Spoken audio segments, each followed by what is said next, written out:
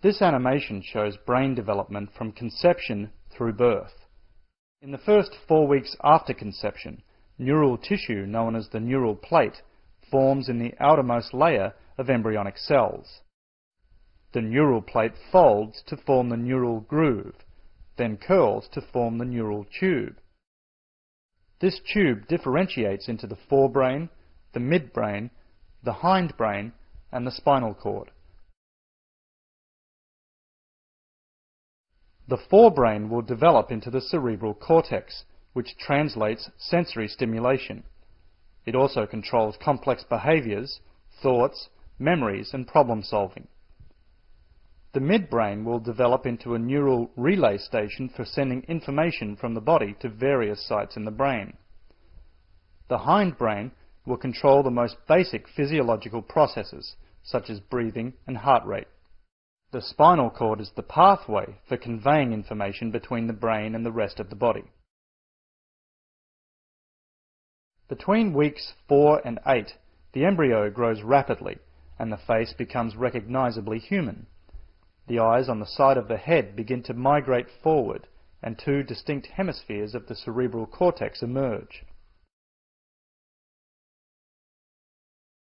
Between weeks 8 and 26 of the fetal stage, the cerebral cortex grows to cover the midbrain. By week 28, a major structural change begins.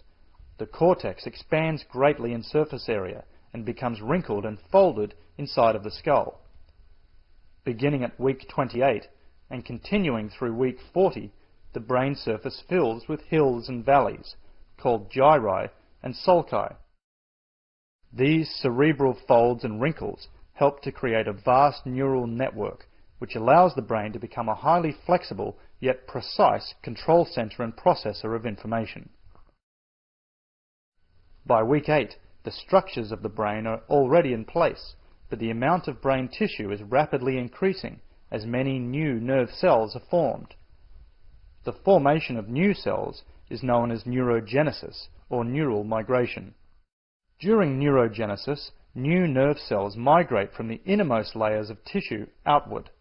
Like gymnasts climbing ropes, the young cells are guided to their final destination by fibres from another type of cell, the glial cell. Glial cells form the underlying structure of the nervous system.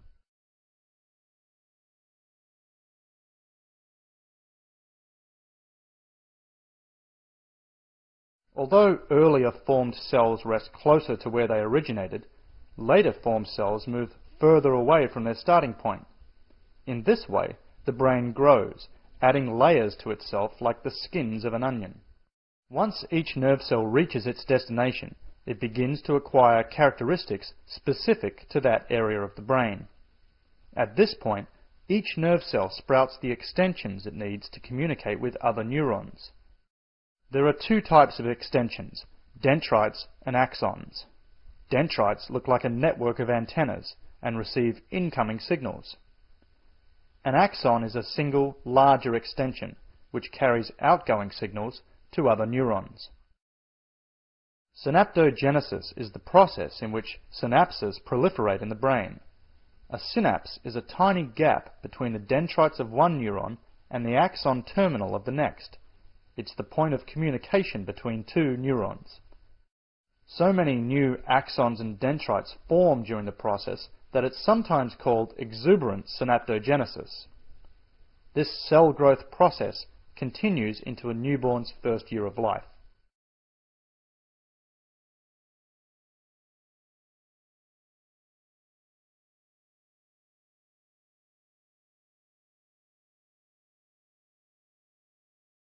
For an information signal, or impulse, to move from the axon of one neuron to the dendrites of another, it must cross the synaptic gap. In this animation, an impulse looks like a green ball of light. When an impulse reaches the end of an axon, a chemical called a neurotransmitter is released. In this animation, neurotransmitters look like red balls of light. Neurotransmitters allow an impulse to cross from the axon of one neuron across the synapse and onto a receiving dendrite on another neuron. To create a more efficient and rapidly working brain, some of the newly formed synapses are eventually removed. Synaptic pruning occurs during the fetal period, infancy, childhood, and adolescence. It's believed that pruning is a way in which the brain becomes customized to an individual's nervous system as a response to that individual's unique experiences.